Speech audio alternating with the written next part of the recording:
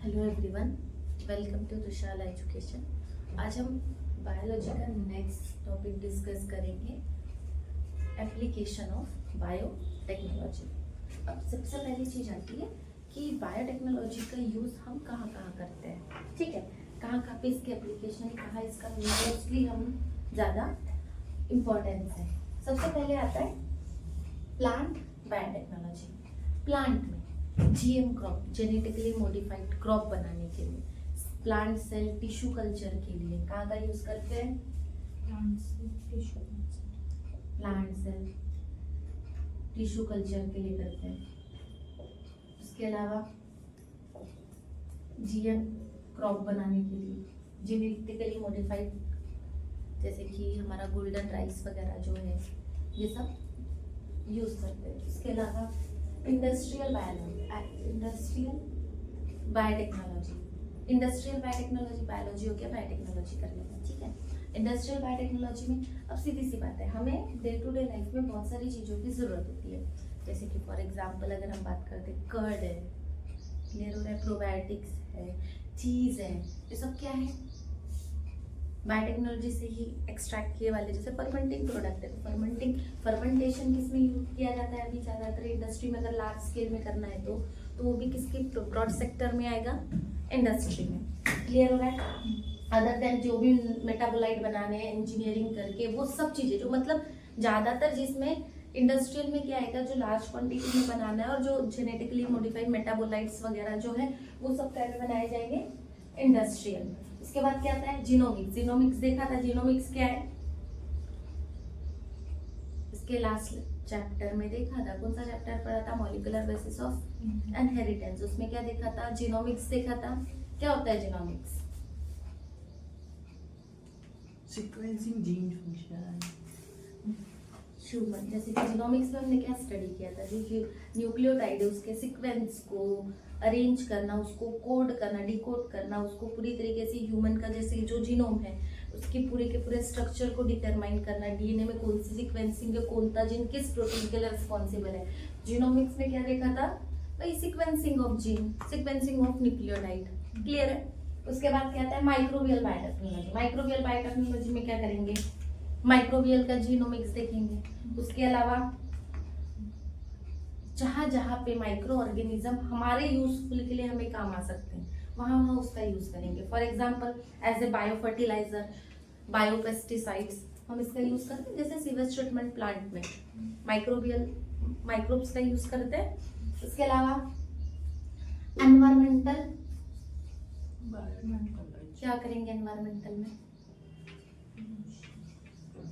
Less pollution हो, pollution control के लिए, और बायोफ्यूल्स बनाने के लिए, बायोरेमिडिएशन वगैरह, ये सब चीजों के लिए कैसे यूज करेंगे हम? ये सब काइंड देखेंगे एनवायरमेंटल बायोलॉजी में, एनवायरमेंटल बायोटेक्नोलॉजी में। नेक्स्ट क्या आता है? Animal biotechnology. एनिमल में क्या देखेंगे? एनिमल का जीनोमिक्स, सबसे पहली चीज एनिमल का कल्चर, मतलब उनका भी टिश्यू कल्चर। इसके अलावा टिश्यू कल्चर हो गया। इम्यूनोलॉजी में देखेंगे, मेडिसिन में देखेंगे। एनिमल्स का हम ज्यादातर देखो बायोटेक्नोलॉजी में यूज करते हैं। पहले हमने बोला था कि पिग को यूज किया जाता था काय के लिए? इंसुलिन एक्सट्रैक्ट करने के लिए। क्लियर हो रहा है? उसको मल्टीप्लिकेशन, तो ज्यादातर हम इनका यूज किस लिए करते हैं? इम्यूनोलॉजी के, मेडिसिन के सेक्टर में, टिश्यू कल्चर में, और जीन थेरेपी में, फार्म, और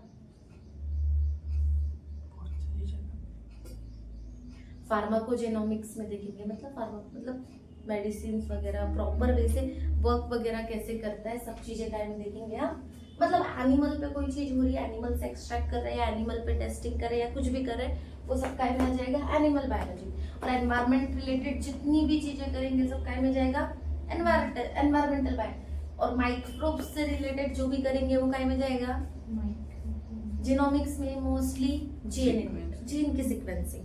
ठीक है, उसके बाद इंडस्ट्रियल में जो लार्ज स्केल में जो बनते हैं, सीधी सी बात है, इंडस्ट्री में क्या होता है? प्रोडक्शन होता है मोस्टली, तो लार्ज स्केल में मेटाबोलाइट्स का प्रोडक्शन वगैरह सब चीजें क्या में जाएगा? मतलब इंजीनियरिंग वाली जो चीजें, बनाने वाली जो चीजें टेक्नोलॉजी से, वो सब कहाँ जाएगी? इंडस्ट्रियल में। और प्लांट में रिगार्डिंग ऑल द प्लांट, उनके जीनोम को लेकर प्लांट सेल कल्चर या फिर टिश्यू कल्चर जो भी कर रहे हैं, जीएम क्रॉप वगैरह जितनी भी सब चीजें चले जाएंगी प्लांट बायोटेक्नोलॉजी। कुछ एग्जांपल्स दिए हुए, कुछ प्रोटीन्स ह्यूमन में जो डिसीजेस होती है, उन डिसीजेस के ऊपर में जो बायोटेक्नोलॉजी के रिकॉम्बिनेंट जो प्रोटीन बनाए जाते हैं उनके बारे में कुछ एक चार्ट दिया हुआ है। इसके अलावा भी है, आप बुक से देख लेना। एनीमिया, एनीमिया पता है क्या है? फॉर्मेशन नहीं होता एचबी सेल्स का। एचबी सेल्स का फॉर्मेशन नहीं होता, और या तो आप ये बोल सकते हो B9 की डेफिशिएंसी हो जाए, विटामिन B9 की, या B12 तो इट्स अ परनीशियस एनीमिया। पर एनीमिया में ब्लड सेल्स जो है प्रॉपर वे से हमारी बॉडी में, सीधी सी बात है, एचबी काउंट लेस हो जाता है। एचबी काउंट लेस मतलब आरबीसीज लेस हो जा रहे हैं, तो इस कंडीशन में इरिथ्रोपोएटिन बनाया जाता है। क्या बनाया जाता है? इरिथ्रोपोएटिन, ये रिकॉम्बिनेंट प्रोटीन है। उसके अलावा एजमा, अस्थमा, ठीक है। क्या किया जाता है? इंटरल्यूकिन 1 रिसेप्टर का फॉर्मेशन करते हैं, क्योंकि अस्थमा में प्रॉब्लम जाती है ब्रीथिंग वगैरह में, तो ये उसमें हेल्प करता है रिसेप्टर। उसके अलावा पार्चुरेशन, पार्चुरेशन मतलब बेबी आफ्टर डिलीवरी जो बेबी बाहर आता है, जो पार्चुरेशन की लास्ट प्रोसेस होती है, उसमें एक हार्मोन लगता है रिलैक्सिन, जो वजाइना का कॉन्ट्रैक्शन करवाता है बहुत ज्यादा। कॉन्ट्रैक्शन रिलैक्सेशन के वक्त में, सॉरी, रिलैक्सिन हार्मोन जो रिलैक्स करवाता है, सॉरी।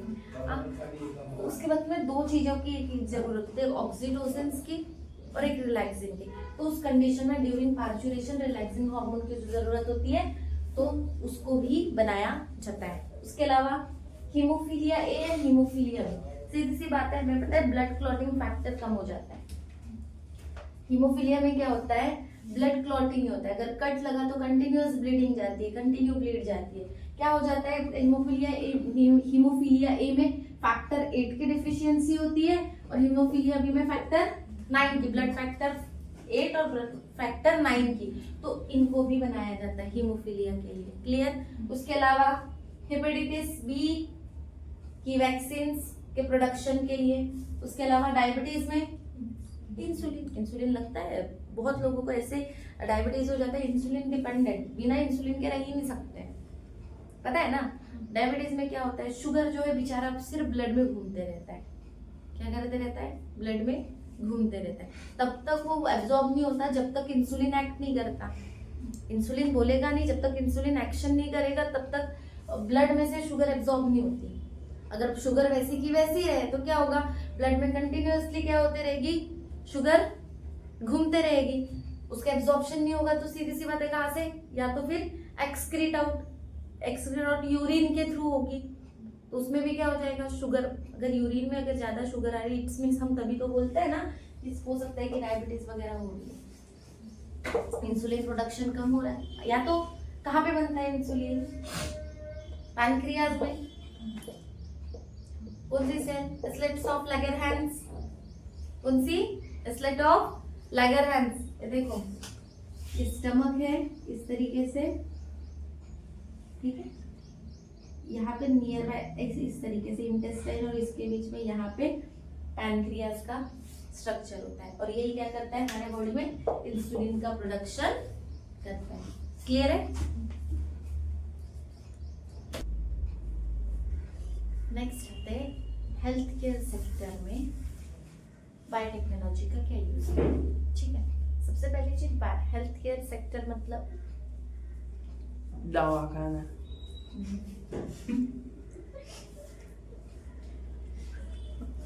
सीधा दवाखाना है ना। क्या होता है health care sector? Health regarding जो भी सेक्टर्स हैं, like medicine, forensic, gene isolation, जो भी टेक्निक्स वगैरह, सब सेक्टर्स जो आ जाएंगे वो क्या आ जाएंगे, जहाँ पे हमारी हेल्थ की रिगार्डिंग हम बात कर रहे हो, वो पूरे सेक्टर टाइप में इंक्लूड किए जाएंगे हेल्थ केयर में। फॉरेंसिक में भी बायोटेक्नोलॉजी का बहुत ज़्यादा यूज़ है, मेडिसिनल प्रिपरेशंस में भी बहुत ज़्यादा यूज़ है, डायग्नोसिस के लिए भी बहुत ज़्यादा यूज़ है। भाई क्या चीज़ हुआ है उसको डायग्नोस करना भी तो एक हेल्थ केयर का ही पार्ट है ना। क्लियर हो रहा है? तो सब चीज़ें हेल्थ केयर सेक्टर में इंक्लूड की जाएगी। ठीक है, अब सबसे पहली चीज आती है, मेन चीज हमें अभी देखना है ह्यूमन इंसुलिन के बारे में। इसके बारे में अब ह्यूमन इंसुलिन क्या करता है। सबसे पहली चीज अभी मैंने कुछ देर पहले बताया, कहाँ पे इंसुलिन का प्रोडक्शन होता है? पैनक्रियाज। पैनक्रियाज में भी कहा, ऐसा बहुत बड़ा नाम था कुछ। Slates of Langerhans. कहाँ पे? Slate of लैगरहैंस। पैनक्रियाज के अंदर में सेल्स होती है जिसका नाम है स्लेट ऑफ लैगरहैंस। वहां पे प्रोडक्शन होता है किसका? इंसुलिन का। ये डिस्कवर किसने किया था? स्लेट ऑफ लैगरहैंस पे स्टडी कर रहे थे एडवर्ड शार्प इन 1916। उन्होंने डिस्कवर किया था कि इंसुलिन पैनक्रियाज में प्रोड्यूस्ड होता है। क्लियर? अब सबसे पहले चीज, इंसुलिन का यूज क्या है बॉडी में? ठीक है, इंसुलिन का ठीक है, किसने किया? एडवर्ड शार्प ने क्या किया? इंसुलिन का कहाँ पे प्रोड्यूस होता है सबसे पहले उसकी डिस्कवरी किया। कब? 1916 में। अब सबसे पहली चीज ये बात आई कि इंसुलिन का काम क्या है?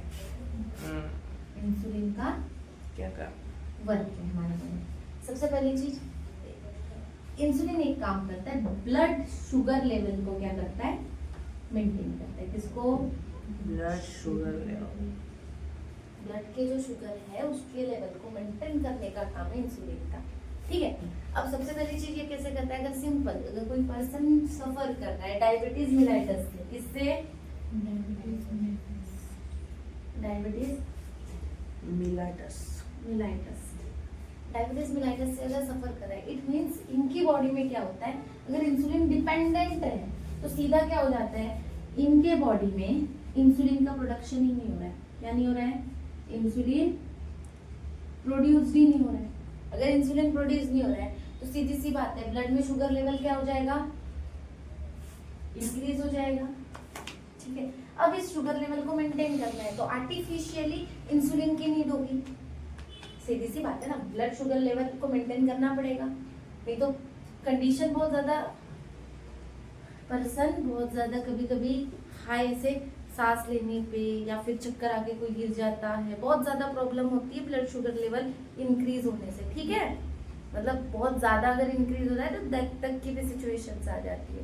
देखना डायबिटीज मिलाइटिस के जो पेशेंट होते हैं उनको फूड अल्सर्स वगैरह बहुत ज्यादा प्रॉब्लम, उनको प्रॉपर वे से खाने पे कंट्रोल रखना होता है, प्रॉपर टाइम पे खाना होता है, तो बहुत सी कंडीशंस है।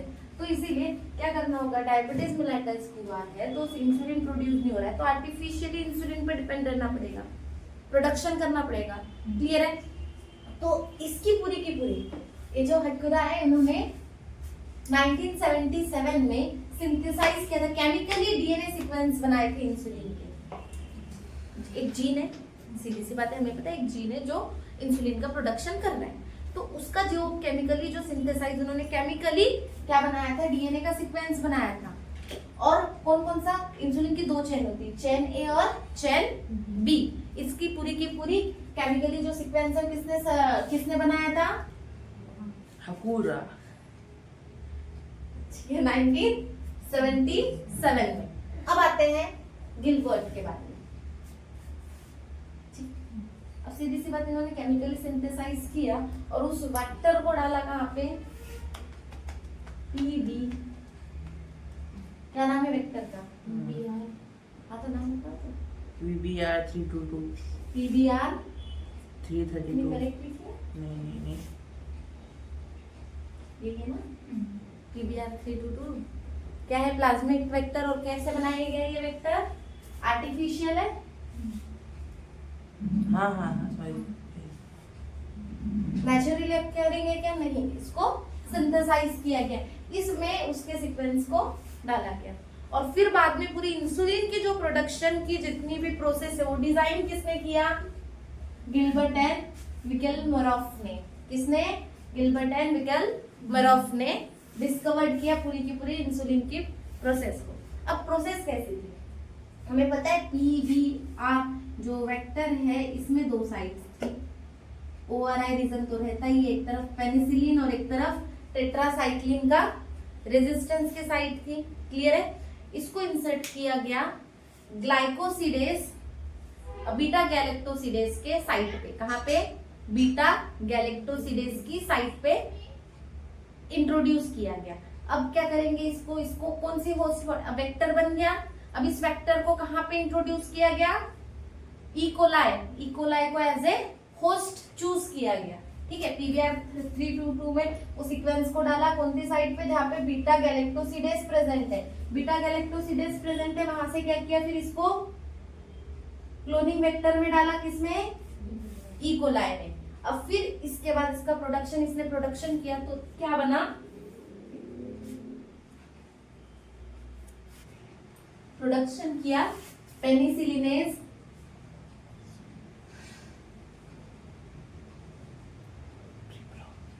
Plus pre pro insulin. Clear है। अब इन दोनों में से इसका प्रोडक्शन हुआ, अब इसमें ट्रिप्सिन का ट्रीटमेंट करके, किसका, ट्रिप्सिन का ट्रीटमेंट करके यहाँ से इंसुलिन को सेपरेट किया गया। क्लियर हो गया। फिर हमें जो इंसुलिन चाहिए था वो एक्सट्रैक्ट हो गया। पूरी प्रोसेस क्या थी इंसुलिन के प्रोडक्शन के लिए, सबसे पहली चीज जो हुकुरा ने जो सिंथेसाइज किया था सीक्वेंस, उसको कहाँ पे इंट्रोड्यूस किया गया, पीवीआर 322 प्लाज्मिड में। वो भी कौन सी साइट पे, बीटा गैलेक्टोसिडेज की साइट पे, कहाँ पे, बीटा गैलेक्टोसिडेज।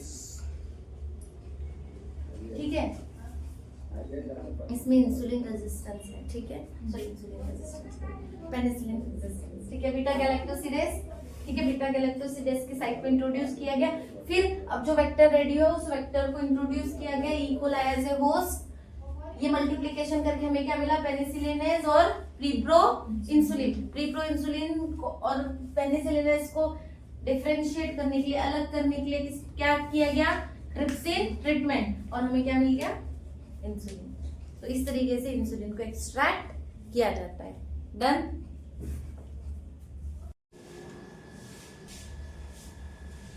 नेक्स्ट टॉपिक पे आता है वैक्सीन प्रोडक्शन पे। सुनो, वैक्सीन प्रोडक्शन की अगर हम बात करें तो सीधा हम मोस्टली बहुत सी वैक्सीन अभी करंटली ली हुई, जैसे अपने बोले कौन सी, कोरोना वैक्सीन थी। क्या थी, क्या करते हैं वैक्सीन में, वैक्सीन एक्चुअली ना एक्वायर्ड इम्यूनिटी प्रोवाइड करती है। कौन सी, एक्वायर्ड इम्यूनिटी प्रोवाइड करती है।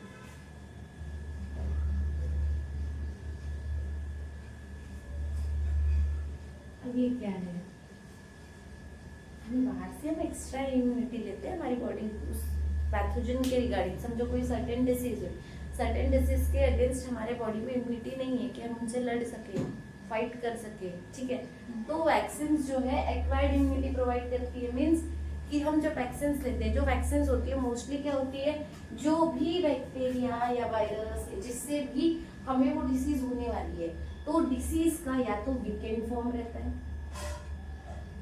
वीक फॉर्म रहता है, या तो किल्ड फॉर्म रहता है। हम बनाते किससे भाई, वैक्सीन को बनाया मोस्टली किससे जाता है, जो माइक्रो ऑर्गेनिज्म से वो डिसीज होने वाली है, होती है, उसी का किल्ड फॉर्म या उसको एकदम इनएक्टिव फॉर्म में उसको इंसर्ट करते हैं वैक्सीन के फॉर्म में। सीधी सी बात है, अब ये बॉडी में इंसर्ट किया, ठीक है, अब जैसे ही ये बैक्टीरिया गया, इन्फेक्शन तो प्रोड्यूस कर नहीं सकता, बट हम फॉरेन पार्टिकल है, other than foreign particle body में इंसर्ट हुआ तो हमारी बॉडी उसके ऊपर में रिएक्ट करेगी, और जैसे रिएक्ट करेगी, ठीक है, बॉडी में फॉरेन पार्टिकल है, सीधी सी बात है, बॉडी क्या करती है, उस फॉरेन पार्टिकल को एक्सेप्ट नहीं करती, तो क्या करती है, उसके अगेंस्ट एंटीबॉडीज बनाती है। सीधी सी बात है, इसके अगेंस्ट इसने बनाया एंटीबॉडीज,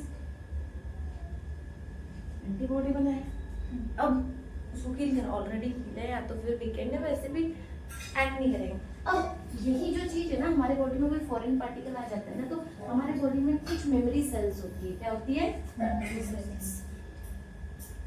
ये मेमोरी सेल्स क्या करती है, इस बैक्टीरिया की मेमोरी को याद करके रख लेती है। मेमोरी से समझना है कि किसी भी चीज को मेमोराइज करके रखना, क्लियर है। इसने इसको याद करके रख लिया, अब याद कर लिया, अब इन फ्यूचर अगर ये सेम वायरस, सेम बैक्टीरिया अगर बॉडी किसी पर, जिसको वैक्सीन मिल चुकी है, अब उसके ऊपर में अगर अटैक करेगा, उसके पास में तो ऑलरेडी मेमोरी सेल में इस बैक्टीरिया की इंफॉर्मेशन स्टोर्ड है, ठीक है। तो अब क्या होगा, मेमोरी ऑलरेडी स्टोर थी। अब अदर देन अगर जैसे ही बैक्टीरिया बॉडी में एंटर करेगा, ऑलरेडी इसके पास एंटीबॉडी, उसको पता है कौन सी बनाना है, उसके अगेंस्ट सीधा अटैक करेगी और उसको हमारे बॉडी के ऊपर में हावी नहीं होने देगी, मीन्स इन्फेक्शन प्रोड्यूस नहीं करने देगी। क्लियर है? तो ये काम होता है हमारे वैक्सीन का। क्लियर? तो वैक्सीन के प्रोडक्शन में बहुत सारी अलग अलग वैक्सीन है। कुछ वैक्सीन है जो ओरली ली जाती है, कुछ वैक्सीन है जो इंजेक्टेबल्स होती है, ठीक है। मोस्टली अभी आपने जो देख ली थी कोरोना वैक्सीन, वो कैसी थी? इंजेक्टेबल हमने डायरेक्टली। और वही अगर हम पोलियो की वायरस, पोलियो की जो वैक्सीन लेते हैं ओरल लेते हैं। तो मोस्ट ऑफ अलग अलग टाइप्स की क्या होते हैं इसमें मोड ऑफ एडमिनिस्ट्रेशन होते हैं, कोई ओरली है, कोई इंजेक्टेबल्स है, ठीक है। तो अब सबसे बड़ी चीज आती है वैक्सीन क्या है। वैक्सीन अभी बायोटेक्नोलॉजी का वैक्सीन प्रोडक्शन में क्या इंपॉर्टेंस है? सबसे पहले जो वैक्सीन प्रोड्यूस हुई थी वो कौन सी थी? Against small pox. Edward Jenner ने सबसे पहली वैक्सीन प्रोड्यूस किए थे। जो पहली वैक्सीन का अगर हम बात करेंगे स्मॉल पॉक्स, उस वक्त स्मॉल पॉक्स के अगेंस्ट उन्होंने ये एक्सपेरिमेंट करके प्रोडक्शन किया था वैक्सीन का। और आज अगर हम बात करें तो स्मॉल पॉक्स नहीं है, मोस्टली नहीं है कहीं पे भी। रेयरली अगर फाउंड होगा तो होगा, बट मोस्टली स्मॉल पॉक्स नहीं, क्योंकि मोस्टली हमको स्मॉल पॉक्स की जो है वैक्सीनेशन हो जाती है। पोलियो अभी देखने नहीं मिलता, पहले बहुत था। तो वैक्सीन से एक चीज, सबसे पहली चीज है जो डिसीज बहुत ज्यादा, कभी कभी तो ऐसा था कि कंटिन्यूअसली हर घर में एक आध पर्सन को तो देखने मिल ही जाती थी। क्लियर है? तो अब ऐसा नहीं है, रेयरली हमें वो डिसीजेस देखने को मिलती है जिनके अगेंस्ट वैक्सीन बन रही है। अभी तो इतना भी इरेडिकेट हो चुका है कि मॉडर्न बायोटेक्नोलॉजी अगर हम बात करें तो कैंसर के अगेंस्ट, कैंसर जो नॉन कम्युनिकेबल डिसीज है उसके अगेंस्ट भी अभी वैक्सीनेशन की प्रोडक्शन स्टार्ट हो गया। उसके अलावा अगर हम बात करें, सबसे पहली अगर मॉडर्न बायोटेक्नोलॉजी की बात करें तो सबसे ज्यादातर हम जो मेडिसिन यूज करते हैं एनिमल डिराइव्ड भी यूज करते हैं, माइक्रो ऑर्गेनिज्म डिराइव्ड भी यूज करते हैं और प्लांट डिराइव्ड भी यूज करते हैं। किसके? प्लांट के थ्रू। अभी प्लांट के थ्रू वाली कैसे? अगर सीधी सी बात, हमें जिस डिसीज के अगेंस्ट इम्यूनिटी चाहिए या वैक्सीनेशन चाहिए, अगर प्लांट में इंट्रोड्यूस कर दी जाए, ठीक है, प्लांट में अगर वो बैक्टीरिया इंजेक्ट कर दिया जाए, प्लांट तो हमें पता ही है, हम मोस्टली वेजिटेबल्स खाते ही है, सॉरी मोस्टली वेजिटेबल्स खाते हैं, उसके थ्रू हमें भी मिलेगा। तो हम डायरेक्ट ओरली जो इंजेक्ट करेंगे, प्लांट डायरेक्ट जो होती है वो बहुत ज्यादा यूजफुल होती है और ज्यादा उसके रिजल्ट अच्छे होते हैं। मुझे एक बात बताओ, कुछ क्वेश्चन था, माइक्रो ऑर्गेनिज्म जब भी हमारे बॉडी में एंटर करते हैं इन्फेक्शन प्रोड्यूस करते हैं। तो इन्फेक्शन कैसे प्रोड्यूस कर सकते हैं? दो ही रीजन है, या तो उनके पास में कोई टॉक्सिन सब्सटेंस होगा, क्लियर हो रहा है, या तो एक सर्टेन टाइप ऑफ प्रोटीन को सिंथेसाइज कर रहे होंगे। हमने देखा है ना ट्रांसक्रिप्शन ट्रांसलेशन, हर लिविंग ऑर्गेनिज्म के पास जीन होते हैं, हर जीन एक पर्टिकुलर टाइप ऑफ प्रोटीन बनाने के लिए रिस्पॉन्सिबल है। हम या तो क्लाइड और गिल्ड फॉर्म में एग्जिस्ट कर दे, या तो फिर इनके जो टॉक्सिन सब्सटेंस है इनकी टॉक्सिसिटी को रिमूव करके ये सब्सटेंस बॉडी में डाल दें, या फिर जो प्रोटीन है उस डिराइव्ड प्रोटीन है जो बनाने वाला है उस प्रोटीन को डालें इनएक्टिव फॉर्म में। इन प्रोटीन्स को, सरफेस प्रोटीन को भी हम यूज कर सकते हैं एज ए वैक्सीन की तरह। अगर हम मॉडर्न बायोटेक्नोलॉजी की बात करें, मॉडर्न बायोटेक्नोलॉजी का यूज डायग्नोस्टिक पर्पस के लिए भी किया जाता है।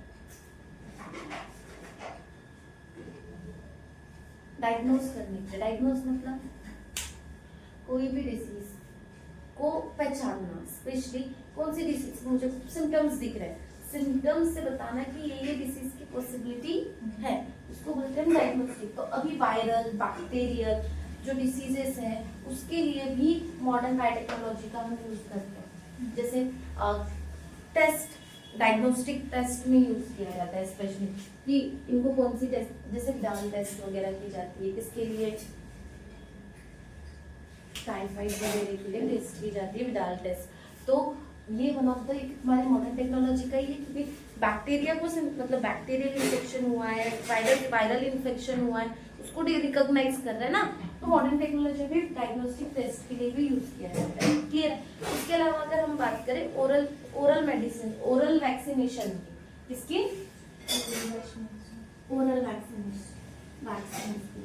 सुनो, ओरल वैक्सीन मतलब जिसको हम कंज्यूम कर सकते हैं ओरल। क्लियर है? अब सबसे पहली चीज देखो, मुझे हमें पता है प्लांट में भी पर्टिकुलर जीन है, हम प्लांट को भी एज ए वेक्टर यूज कर सकते हैं। हमने टीआई प्लाज्मिड का एग्जांपल दिया था, याद है?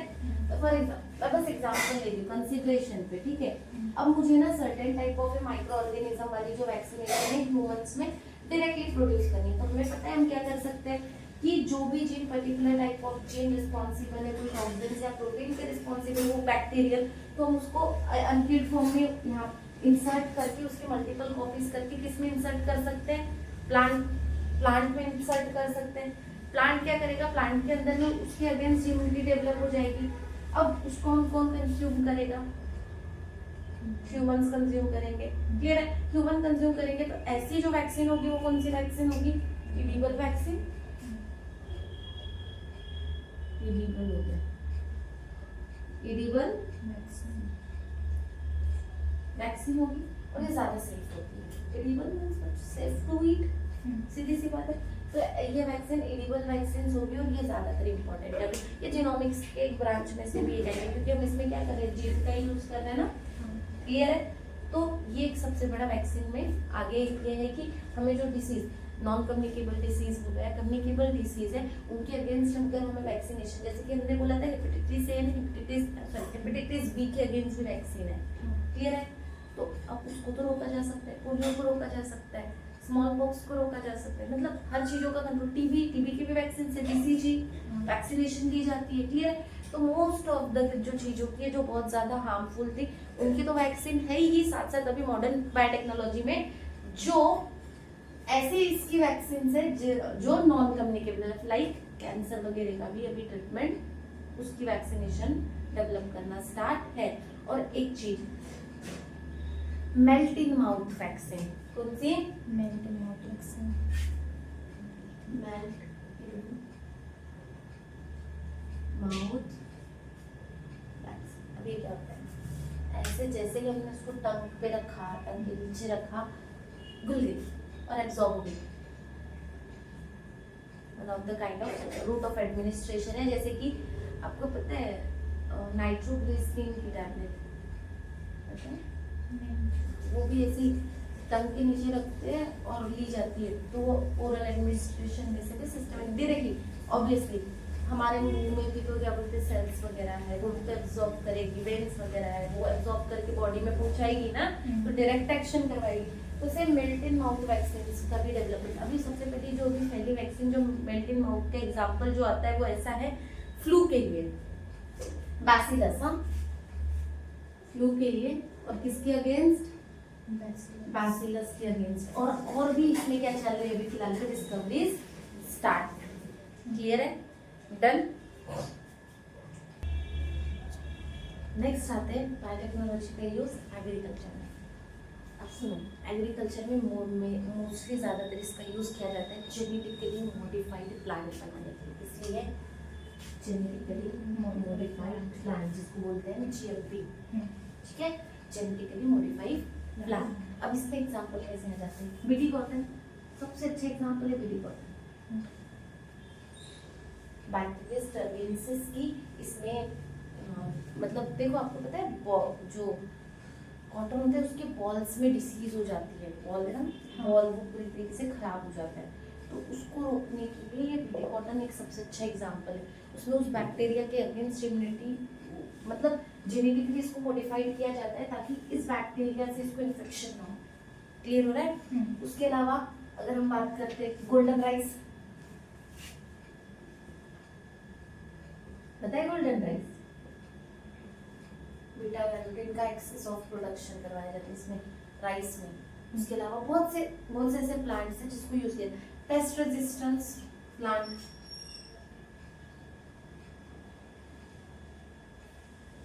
समझ रहे हैं?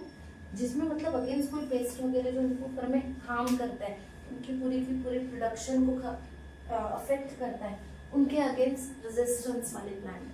तो ये सब एग्जांपल किसका है? जीएमपी का, एग्रीकल्चर में। अब इसके लिए किया क्या जाता है, इसलिए जो बेस्ट टेक्निक जो यूज की जाती है वो की जाती है टिश्यू कल्चर। क्या? Tissue culture. Tissue.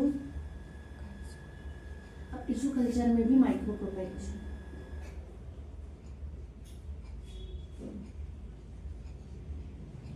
Micro propagation क्या है? मल्टीपल, हमने देखा था टिश्यू कल्चर में कैसा मीडिया बनाया था, ठीक है। हमने इसके पहले भी दिया है माइक्रो प्रोपेगेशन और टिश्यू कल्चर को हमने एक्सप्लेन किया है। बहुत सारे मल्टीपल अगर हमें कॉपीज चाहिए तो एक से हम मल्टीपल कॉपीज ग्रोथ करते थे कल्चर मीडिया पे, ठीक है। टिश्यू को कल्चर करते थे, क्लियर। और मल्टीपल टिश्यूज से एक न्यू प्लांट्स का फॉर्मेशन होता था। तो इससे माइक्रो प्रोपेगेशन से क्या होता है? सबसे पहले तो जेनेटिक जो है, जो स्पेसिफिक जेनेटिक है, जो हमको पहला चाहिए था वही क्लोन फॉर्म करता है। तो जो भी सबसे पहले क्या फॉर्म करता है? ये क्लोन।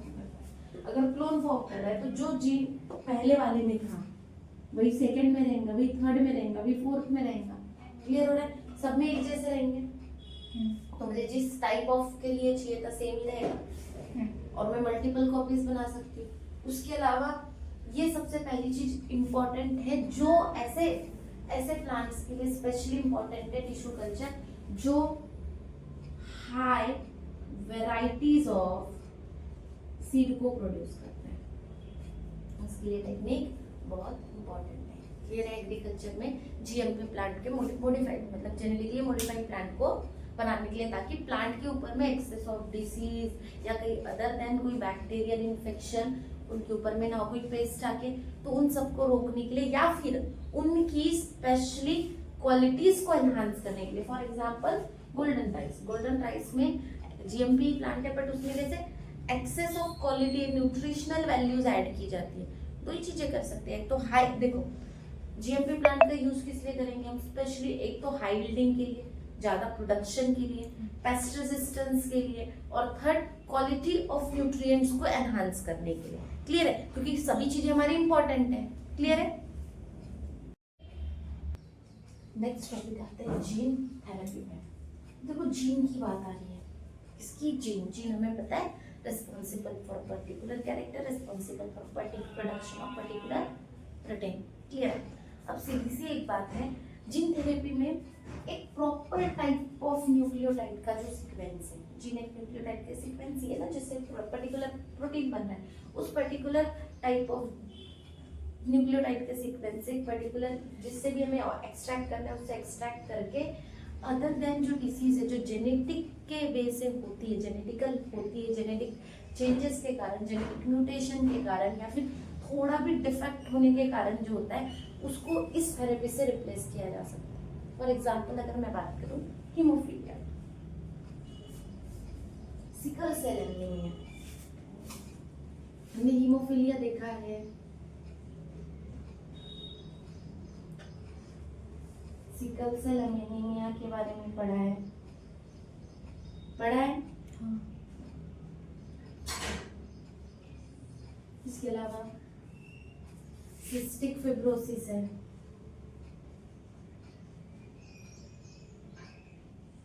मुझे सभी के बता दें डिफेक्ट के बारे में, और थैलेसीमिया है। ये सब क्या है? बहुत, अगर हम बात करें ऐसी जेनेटिकल डिसीज जो जीन के डिफेक्ट के कारण या जेनेटिक चेंजेस के कारण, या फिर अदर देन हम बोलते हैं ना म्यूटेशन हो जा रहा है, उसके कारण जो फॉर्म हो रही है, ऐसी 5000 से ज्यादा डिसीजेस है। 5000 से ज्यादा डिसीजेस है जो जेनेटिक डिफेक्ट के कारण होती है, जेनेटिकली होती है, और जो कैसी और ट्रांसफरेबल भी होती है, 1% जो अनादर वगैरह, most of the generation to generation चले जाती है। तो ये जो चीजें हैं इनको हम जीन थेरेपी से रिकवर कर सकते हैं। फॉर एग्जाम्पल हमने देखा था हीमोफीलिया में क्लॉटिंग फैक्टर 8 और क्लॉटिंग फैक्टर 9 में डिफेक्ट आ जाता है। तो इस फैक्टर को अगर हम फिर से रिप्रोड्यूस कर दे, या इस फैक्टर को हम फिर से हीमोफिलिक जो पर्सन है उसमें इंट्रोड्यूस कर दे, तो उसको वो जो चीजें है वो तो रिप्लेस हो जाएगी, वो तो प्रॉपर हो जाएगा। मतलब अब समझो कोई पर्सन हीमोफीलिया से सफर कर रहा है और किसी को फैक्टर 8 के कारण प्रॉब्लम है, फैक्टर 8 में डिफेक्ट आया है, तो किसी अदर देन जीन की न्यूक्लियोटाइड को निकाल के फैक्टर 8 की इसके अंदर उसमें रिप्लेस कर दी जाए, इंट्रोड्यूस कर दी जाए, तो इसमें तो वो डिफेक्ट नॉर्मल हो जाएगा। समझ रहे हो, रिप्लेस कर सकते हैं डिफेक्ट नॉर्मल, तो ये पर्सन फिर से नॉर्मल होने के चांसेस हो सकते हैं। क्लियर हो रहा है? तो ये सब चीजें जीन थेरेपी में हमको पढ़नी है। क्लियर? अब कंडीशंस क्या क्या है, देखो ये जो है बहुत सारी है। जैसे अगर हम कुछ कंडीशंस ये भी बात कर ले, हाई कोलेस्ट्रॉल, हाई बीपी, ये भी वन ऑफ द इसी का एग्जांपल में से आ जाता है कि थोड़ा सा जेनेटिक एनवायरमेंटल के कारण में किसी के पर्सन के अंदर में चेंजेस आ गए। क्लियर हो रहा है? तो इसको रिप्लेस करने के लिए कुछ प्रोसेस है, उसको डिस्कस करते हैं।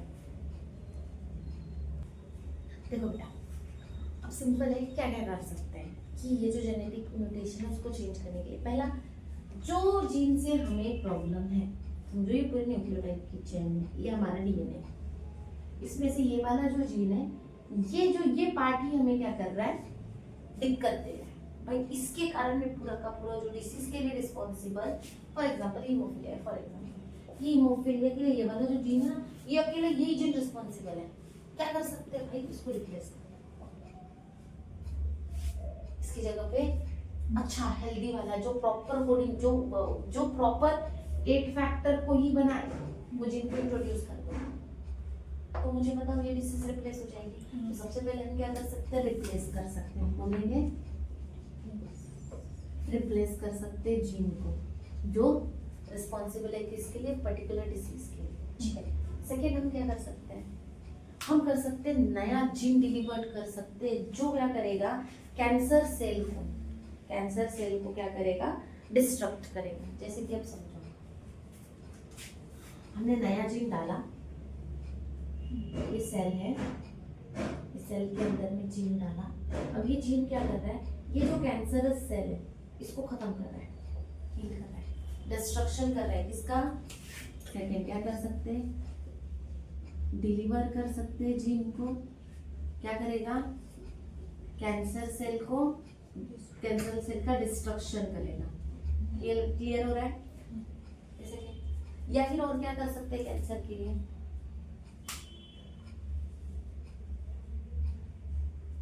जीन को सप्लाई कर सकते हैं, किस लिए,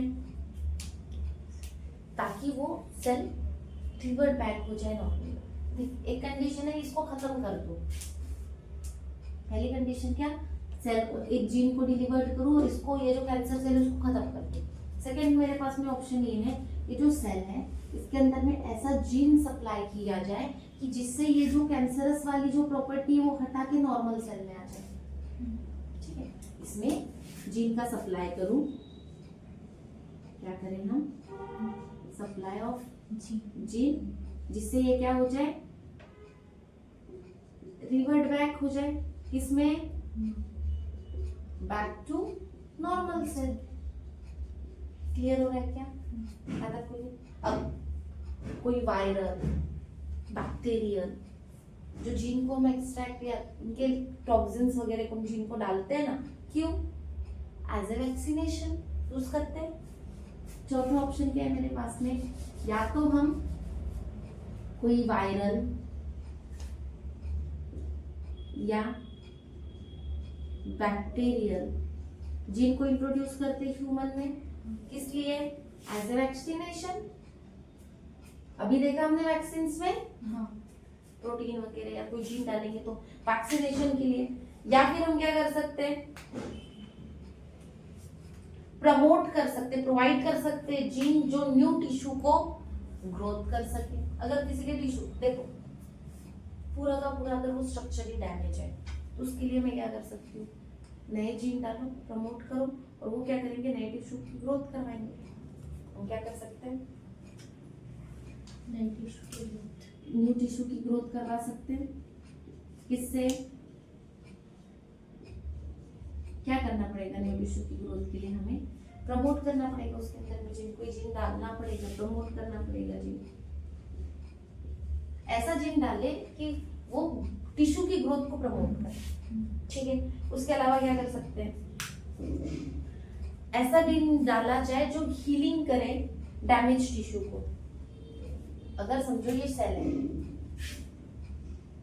ये पूरी तरीके से डैमेज हो गई है, ठीक है, ये डैमेजेस है, अब इसको हील करवाना है।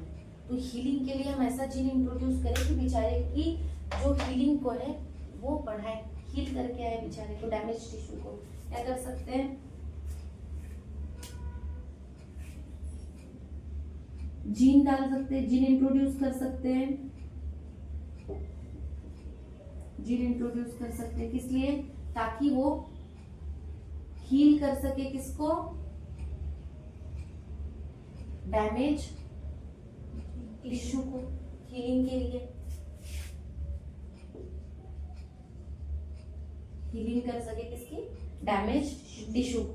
या तो कोई डिलीवर कर सकते हैं डीएनए जो एंटीजन एक्सप्रेशन और जनरेशन ऑफ इम्यून रिस्पॉन्स के लिए रिस्पॉन्सिबल हो। मतलब फॉर एग्जांपल मैंने एक पर्टिकुलर डीएनए डाला, किसी लिविंग ऑर्गेनिज्म में, पर ह्यूमन में पर्टिकुलर डीएनए डाला, जिससे क्या होगा, वो एक सीधी सी बात है, इम्यून एंटीजन एक्सप्रेशन बनाएगा, एंटीजन एंटीबॉडी रिएक्शन बनाएगा, एंटीजन एक्सप्रेशन बनाएगा, और जिसकी वजह से इम्यून सिस्टम हमारा इम्यून एक्टिव होगा, इम्यून उसके अगेंस्ट में एक्टिव होकर काम करेगा।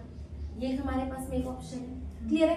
तो इस तरीके से हम जीन थेरेपी का यूज कर सकते हैं, जो भी जेनेटिकली डिसीज है उनको रिटार्ड करने के लिए, उनको रोकने के लिए, या पूरी तरीके से खत्म करने के लिए। अभी है मॉडर्न बायोटेक्नोलॉजी का बहुत बड़ा, अगर हम बोल सकते हैं, हमारे लिए एक क्या बोल सकते हैं, वरदान या फिर ऐसा मिराकल है, जिससे जो डिसीज मतलब हम सोचते थे कि क्योर नहीं हो सकती है, ठीक नहीं हो सकती, उसको ठीक करने के काम है। इसमें आगे भी फर्दर इतनी ज्यादा एडवांसमेंट आ सकता है कि आगे चल के बहुत सारी डिसीज को हम रिप्लेस कर ही सकते हैं। क्लियर हो रहा है। नेक्स्ट टॉपिक आता है, जो जीन थेरेपी में दो जो ब्रांच मतलब दो टाइप्स है जीन थेरेपी के, उसमें से पहला टाइप है हमारा जर्म लाइन जीन थेरेपी। कौन से,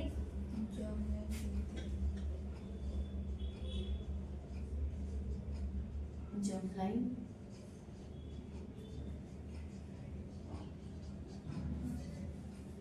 second somatic cell gene therapy.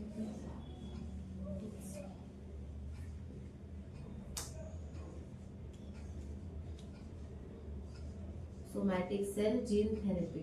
अब सुनो, जर्म लाइन मतलब स्पेशली एक जो भी हमारे जो गैमेट्स है उनकी बात करें, गैमेट्स कौन सा के, एग और स्पर्म्स जो है उनके बारे में बात करें। तो देखो इसमें क्या किया जाता है, जर्म लाइन जीन थेरेपी में हेल्दी जीन को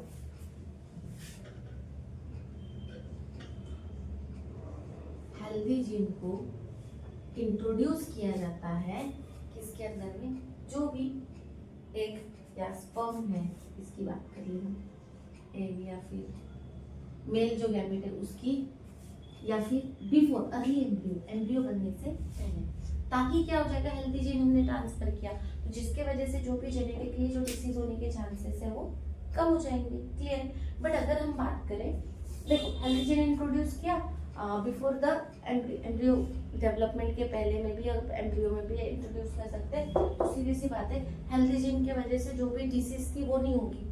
बट अब सबसे बड़ी चीज आती है ह्यूमंस में अगर इस कैटेगरी को देखा जाए, ये चीज करने के लिए नहीं की जाती है, फिलहाल में नहीं की जाती। क्यों? बहुत सारे रीजन है। पहला इथिकल रीजन है, लीगल क्राइटेरिया है, क्योंकि हमारे इधर लीगली अवेलेबल मतलब ये नहीं है ना कि हर चीज एक प्रॉपर बिना government and rules and regulations के की जाए। और साथ में दूसरा वेराइटी ऑफ टेक्निकल प्रॉब्लम्स है, टेक्निकल इश्यूज है भाई, एक प्रॉपर टेक्निक तो होनी चाहिए जीन भी इंट्रोड्यूस करने के लिए ह्यूमन सेल्स में। उसके अलावा लीगल रीजंस के कारण में ये चीज हमारे उस पर नहीं, पर हाँ इफेक्टिव रीजंस है इसके, क्योंकि जो भी अभी मुझे बताओ, ये जो फर्दर जेनेटिकली मॉडिफाइड जो डिसीज थी उसको हटा दिया गया, हेल्दी जीन डाल दिया गया। अब जो ऑर्गेनिज्म होगा, ऑर्गेनिज्म या जो भी हमारी न्यू ऑफस्प्रिंग की जो बात करें, वो कैसा रहेगा, पूरी तरीके से जो डिसीज है वो हेल्दी, इसमें कोई डिसीज रहेगी क्या? नहीं। अब ये पर्सन का फर्दर मैरिज भी करता है, तो ये तो हेल्दी जीन को ही ट्रांसमिट करेगा,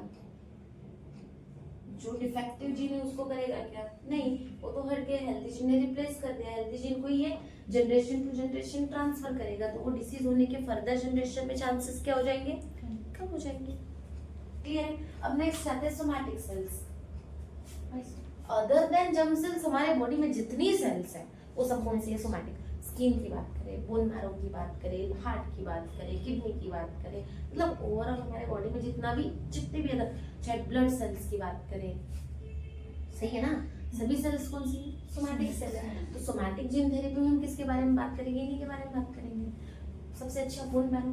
बोन मैरो की क्या क्या खासियत है? उसके पास में कौन सी सेल है? स्टेम सेल्स है।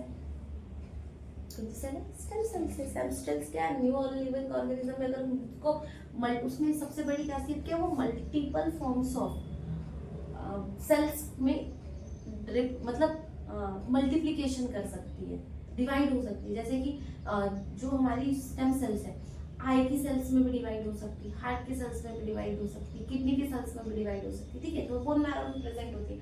अब ये सोमैटिक सेल्स में क्या, अगर पर्टिकुलर किसी रीजन्स में अगर डिफेक्ट आया, फॉर एग्जांपल बहुत सारे जेनेटिकली डिसीज है, जैसे कि हमने बात करें हीमोफीलिया, ठीक है, फिनाइलकीटोन्यूरिया,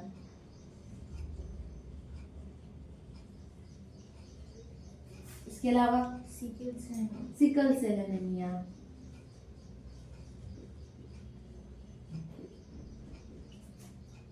मस्कुलर डिस्ट्रोफी और मस्कुलर डिस्ट्रोफी, उसके अलावा बहुत सारे डिसीज है, थैलेसीमिया है, सिस्टिक फिब्रोसिस है,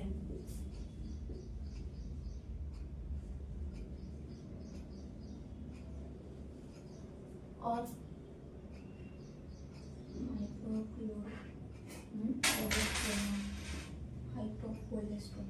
हाइपर कोलेस्ट्रोमा, मतलब कोलेस्ट्रॉल का एक्सेस डिपोजिशन, हाइपर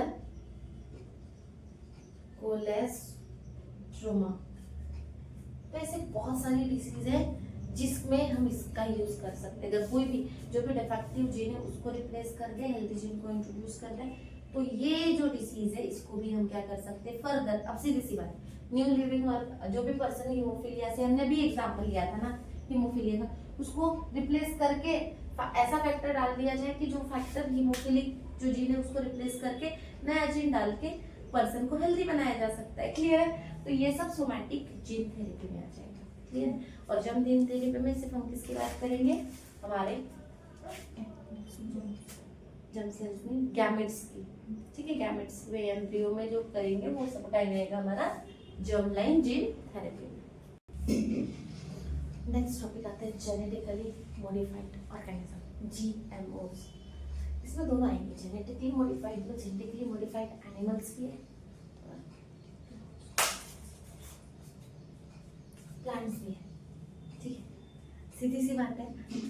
हाँ, जैसे कि क्या था, जीन्स में मॉडिफिकेशन, अदर देन कोई भी जीन में एक ऐसा particular type of gene introduce करना है जिससे क्या हो जाए, उसकी या तो हमें जिस तरीके का चाहिए लिविंग ऑर्गेनिज्म उसको वैसे बनाना। फॉर एग्जांपल सबसे पहले हम ज्यादातर देखते हैं जेनेटिकली मॉडिफाइड में ट्रांसजेनिक प्लांट्स की बात करते हैं। जैसे कि एक एग्जांपल, एक प्लांट है जिसको ना बहुत ज्यादा क्या बोलते हैं, पेस्ट से प्रॉब्लम हो रही है, आ रहे अटैक कर रहे हैं और पूरी फसल को खराब कर दे रहे हैं, ठीक है। मोस्ट ऑफ द क्रॉप वहां से क्या हो जाएगी, खराब हो जाएगी। तो इसको बचाने के लिए हम क्या कर सकते हैं, इसके जीन में ऐसा कुछ डाल सकते हैं, वो जो लिविंग ऑर्गेनिज्म है उसकी पेस्ट कंट्रोल एक्टिविटी को डाल सकते हैं, रेजिस्टेंस डाल सकते हैं, जिससे वो क्या हो जाए, पेस्ट इसके ऊपर में हार्मफुली ना हो, अटैक ही ना करे। क्लियर हो रहा है? अब सबसे पहली चीज अगर हम बात करें, मोस्ट ऑफ द इंडिया अगर हम बात करें, हम इस पे चलते हैं,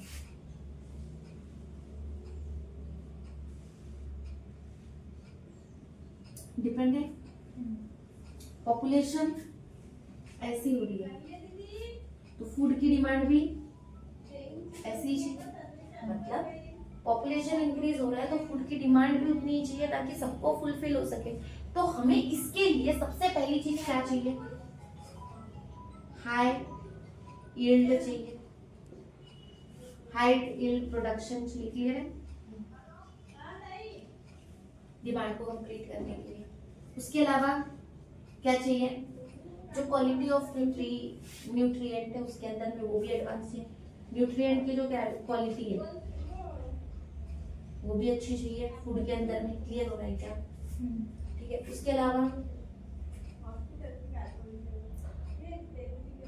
जो भी प्लांट्स वगैरह है, जो भी क्रॉप्स वगैरह है, उसके अंदर कब ये हाई यील्ड होगा, जब वो लोग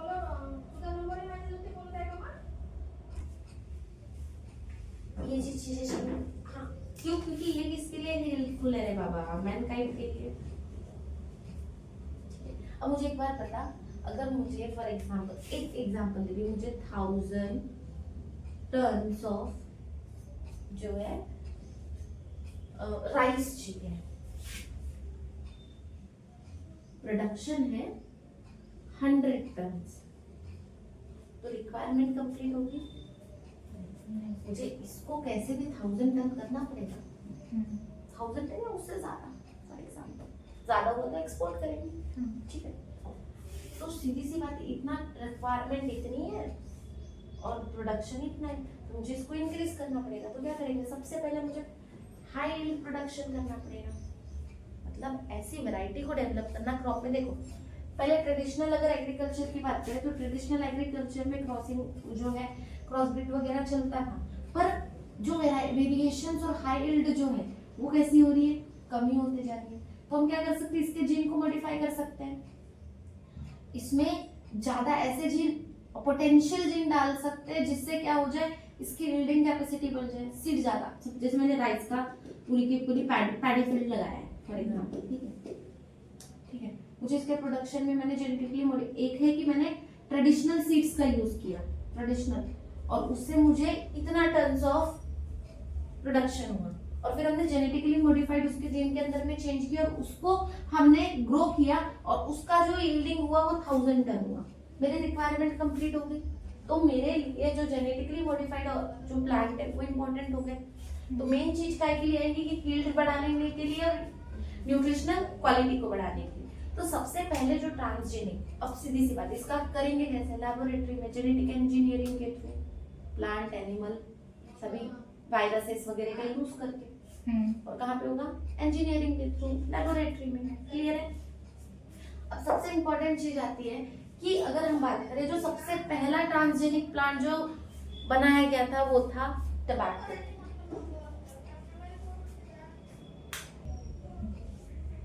फर्स्ट जो जेनेटिकली मॉडिफाइड प्लांट जो बनाया गया वो कौन था, टबैको। कितना था, टबैको। क्या होता है टबैको, तंबाकू। इसमें Mosaic disease, tobacco Mosaic disease होती थी, उसके लिए टोबैको मोजाइक डिसीज के अगेंस्ट रेजिस्टेंस प्रोवाइड करके टबैको को ट्रांसजेनिक प्लांट, पहला ट्रांसजेनिक प्लांट रिप्रोड्यूस किया गया था। उसके अलावा अभी 60 डाइकॉट के ट्रांसजेनिक प्लांट प्रेजेंट है, और अगर मोनोकॉट की बात करें तो राइस, वीट, ओट्स, इन सब की भी अभी हमारे पास में वेराइटीज है। इसके अलावा पोटैटो, टमाटो, और क्या क्या हो सकता है, brinjal, grapes, corn, brinjal, grapes, corn, ये सब भी एज ए ट्रांसजेनिक प्लांट हमारे पास में अवेलेबल है। उसके अलावा भी हम ट्रांसजेनिक प्लांट का हमने एक हेडिंग में निकाल लिया था, ट्रांसजेनिक प्लांट का हम एक जगह अभी हमने कुछ देर पहले वैक्सीन में देखा था, एडिबल वैक्सीन। तो कहाँ यूज किया जाता है हम इसको, एज ए एडिबल वैक्सीन में क्या बना सकते हैं, नोवेल ड्रग का फॉर्मेशन कर सकते हैं। क्या जो रिक्वायर्ड जो ड्रग है हमें वो नोवेल ड्रग्स का फॉर्मेशन कर सकते हैं। इडिबल वैक्सीन के थ्रू एंटीबॉडीज बना सकती है। ये क्या बना सकते हैं? एंटीबॉडीज बना सकते हैं। पर्टिकुलर टाइप ऑफ प्रोटीन का फॉर्मेशन कर सकते हैं। उसके अलावा थेरापेटिक ड्रग, थेरापेटिक इम्यूनो जो ड्रग्स है उसका फॉर्मेशन कर सकते हैं। इम्यूनो मैं क्या बोलती सॉरी इम्यूनोथेरापेटिक्स का यूज कर सकते हैं। इम्यूनोथेरापेटिक ड्रग बना सकते हैं। क्या बना सकता है?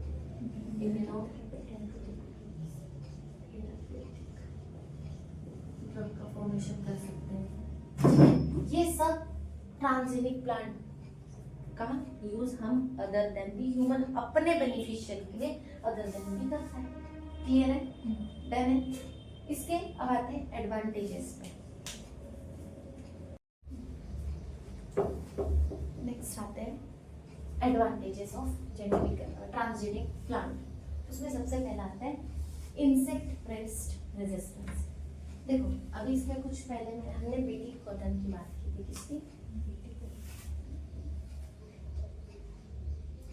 मतलब बीटी कॉटन में क्या है? BT, BT for bacterium Bacillus thuringiensis. क्या है? बैक्टीरियम बैसिलस मतलब क्या बोल सकते हैं? बैसिलस टर्जिनेसिस का कॉटन है।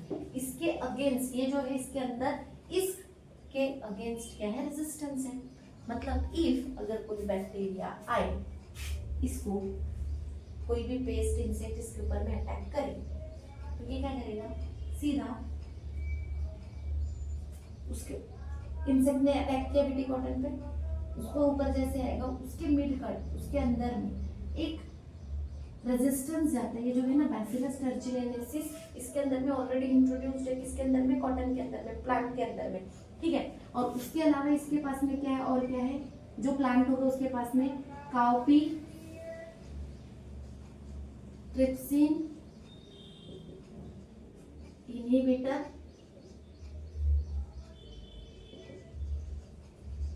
जीन भी है। ठीक है, ये दोनों है। अब इससे क्या होगा? जो भी इंसेक्ट वगैरह अगर वो उस प्लांट के ऊपर में अफेक्ट करेंगे तो सीधा क्या हो जाएगा? उनके मिड गट में क्या जाएगा? एक तो ये इनहिबिटर जाएगा, एक तो ये जाएगा। ठीक है। जैसे उन्होंने खाया, खाने के बाद क्या हो जाएगा? इंसेक्ट के अंदर में एक एंजाइम हाई पीएच डेवलप होगा। सीधी सी बात है, क्या हो जाएगा? उनके ऊपर हाई पीएच, उनका पीएच लेवल बढ़ जाएगा। उसके अलावा प्रोटीएज एंजाइम जाएगा। कौन सा? प्रोटीएज एंजाइम जाएगा। प्रोटीएज का काम क्या है? प्रोटीन को ब्रेक डाउन करना। ठीक है। अब सीधी सी बात है, उनके अंदर जो डीएनए है, डीएनए के अंदर जो इंसेक्ट के अंदर में प्रोटीएज एंजाइम गया तो सीधी सी बात है ब्रेक डाउन करवाएगा। हाइड्रोलिटिक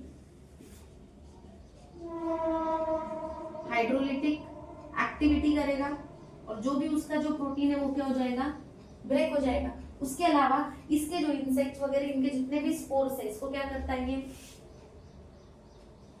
क्रिस्टलाइन इंफ्यूजन करवा देता है। क्या करवाता है? क्रिस्टलाइन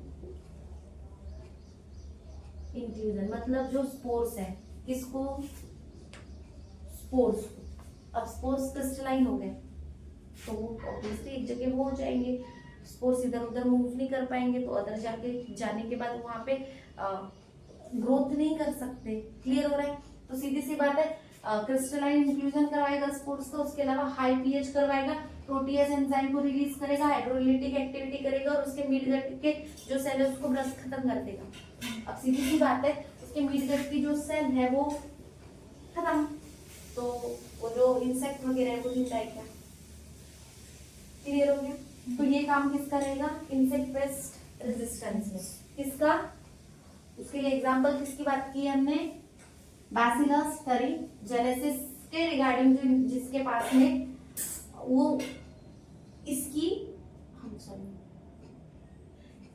इसको हमने इंट्रोड्यूस किया जिस प्लांट में उसके अंदर में। इसके अलावा ये जो प्लांट्स है सिर्फ अकेला बीटी टर्जिनेसिस पे इंसेक्ट पे अफेक्ट करने के लिए नहीं, उसके अलावा वो कौन कौन सी कैटेगरी पे भी अफेक्ट कर सकता है?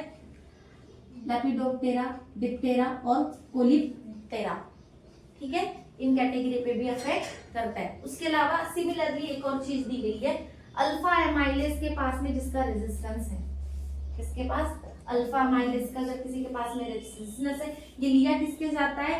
एडोजुकी बीन्स के पास से। किससे? एडोजुकी बीन्स। ये किसके अंदर इंट्रोड्यूस किया जाता है? ये अल्फा अमाइलेज टबैको के अंदर में। और रेजिस्टेंस किससे देता है? ये दो चीजों से। क्या नाम है? ज़ायगोटेस सबफैसिटस, इसके अलावा कोलासो लुटी है क्या ये? बरोबर। कोलासो लुटिसस चाइनेसिस। इससे क्या समझ में आ रहा है? स्पीसीज चाइनेसिस दिया है तो मोस्टली कहाँ पे होगी? ठीक है, तो इसके अगेंस्ट रेजिस्टेंस प्रोवाइड करता है। क्लियर है? डन। नेक्स्ट टॉपिक पे आते हैं। हम नेक्स्ट डिस्कस कर रहे थे एडवांटेजेस ऑफ जीएम प्लांट। उसमें से हमारा एक टॉपिक क्या हो गया था? Insect pest resistance. अभी नेक्स्ट क्या है? Improve the nutritional quality.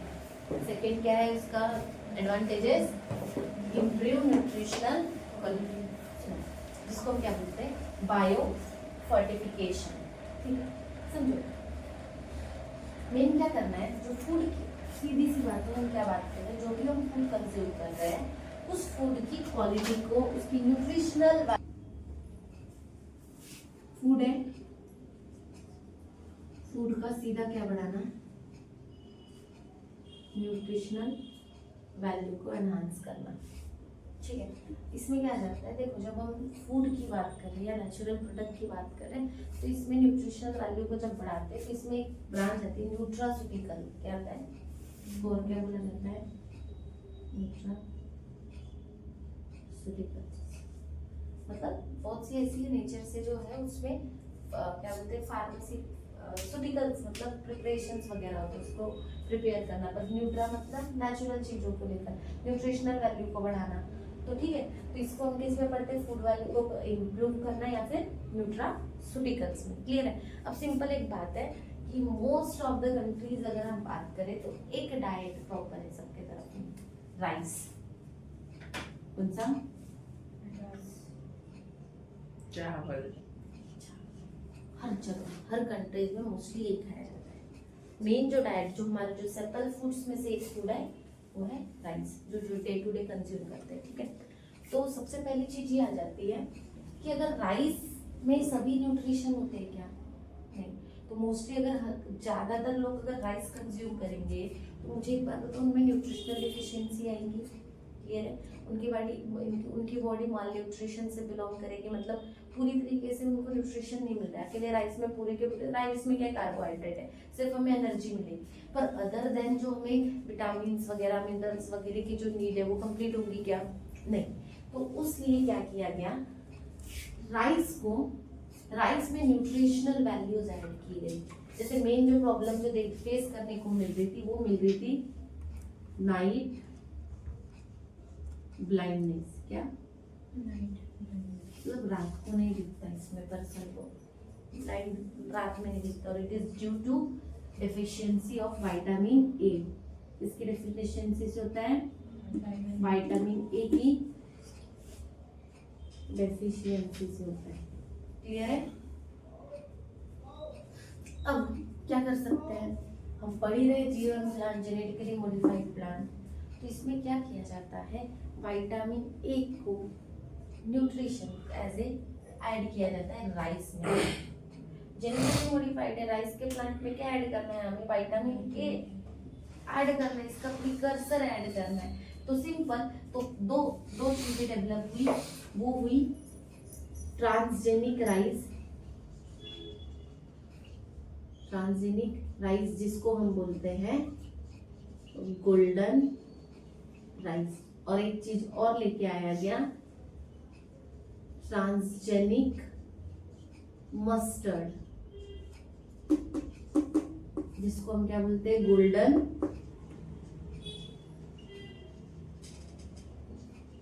Mustard. अब इसका कलर गोल्डन क्यों होता है? इसमें होता है बीटा कैरोटीन। क्या होता है? बीटा कैरोटीन होता है। अब ये बीटा कैरोटीन का वर्क क्या है? बीटा कैरोटीन प्रिकर्सर है का विटामिन ए का। क्या है ये? Precursor. Sorry precursor of vitamin. Clear हो रहा है? तो अब सीधी सी बात है, अगर हमने उसमें ट्रिट डाल दी है, उसको राइस को जेनेटिकली मॉडिफाइड किया और विटामिन ए की रिक्वायरमेंट कंप्लीट कर दी, तो सीधी सी बात है, जिसमें विटामिन ए आ गया तो पर्सन्स को विटामिन ए मिल रहा है, तो नाइट ब्लाइंडनेस का प्रॉब्लम होगा क्या? क्लियर? क्योंकि सीधी सी बात है, पुअर पीपल्स कंज्यूम नहीं कर पाते ना। मोस्टली हमें पता है जो विटामिन ए का अच्छा सोर्स कौन है, मिल्क है। ज़्यादा अच्छा सोर्स कौन सा है? मिल्क है। पर मिल्क पुअर पीपल बहुत पर डे कंज्यूम कर सकते हैं क्या? मिल्क की प्रोडक्ट, डेयरी प्रोडक्ट नहीं कर सकते।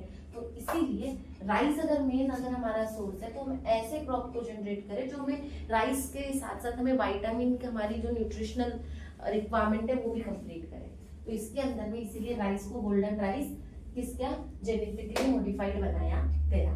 क्लियर है?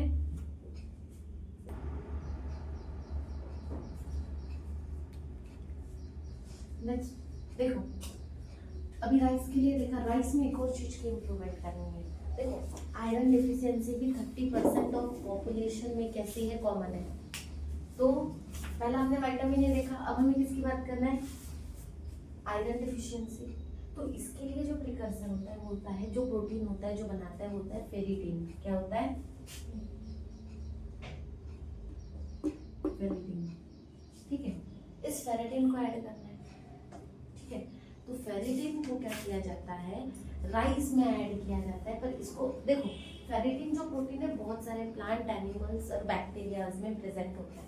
तो ये फेरिटीन को क्या किया जाता है? प्लांट एक्सट्रैक्ट वाले जो सोर्सेज, जैसे सोयाबीन है, ठीक है, सोयाबीन से और फैसोलियस से एक्सट्रैक्ट किया जाता है। क्या किया जाता है? कहाँ से?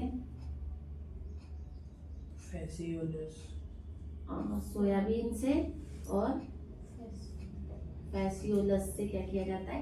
एक्सट्रैक्ट किया जाता है। और किस में इंसर्ट किया जाता है? रिमेंबर, सेम राइस में। तो राइस में इंसर्ट करेंगे तो क्या हो जाएगा? इसमें वाइट आयरन डिफिशियंसी के लिए भी हमें रिक्वायरमेंट मिल जाएगी, आयरन डिफिशियंसी भी दूर हो जाएंगी। क्लियर हो रहा है? क्लियर है? उसके अलावा ऑयल के कंटेंट, ऑयल की कैरेक्टरिस्टिक्स, ऑयल के न्यूट्रिशनल वैल्यू को बढ़ाने के लिए, जैसे बताओ मुझे, ऑयल के लिए ऑयल हम मोस्टली हम किस किस प्लांट से मिल जाता है? सनफ्लावर और जोर से बोलो। ग्राउंडनट और मस्टर्ड, जवस, और कोकोनट, ये कितनी लगानी सोयाबीन, पाम ऑयल भी होता है। उसके अलावा हम सनफ्लावर, इन सब का यूज करते हैं ना। तो इनमें ऐड किया जाता है एक्स्ट्रा, इनकी वैल्यूज को बढ़ाने के लिए अराबिडोप्सिस जीन को ऐड किया जाता है। कौन सा? ऑलिव ऑयल,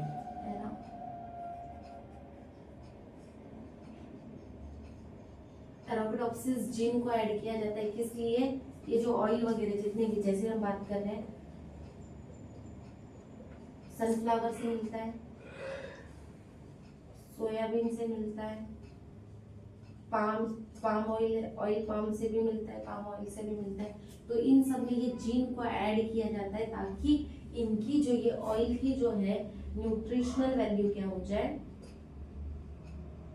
इंक्रीज हो जाए। क्लियर हो रहा है क्या? तो ये बायो फोर्टिफिकेशन में इसका यूज है। क्लियर है?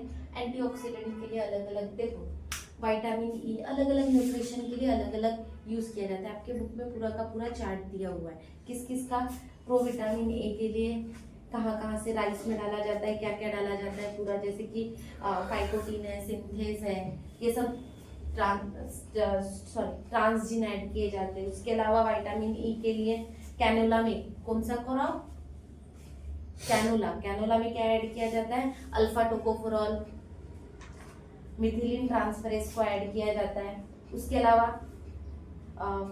आयरन डिफिशियंसी के लिए हमने राइस में भी क्या ऐड किया था? फेरिटीन ऐड किया है। तो ऐसी न्यूट्रिशनल वैल्यूज को इंक्रीज करने के लिए अलग अलग प्लांट में अलग अलग जीन को ऐड किया जाता है, अलग अलग प्रोटीन्स को ऐड किया जाता है, जिससे क्या हो जाए? उसकी न्यूट्रिशनल वैल्यूज बढ़ जाए। क्लियर है? सेकेंड टॉपिक करने, इम्प्रूव न्यूट्रिशनल क्वालिटी।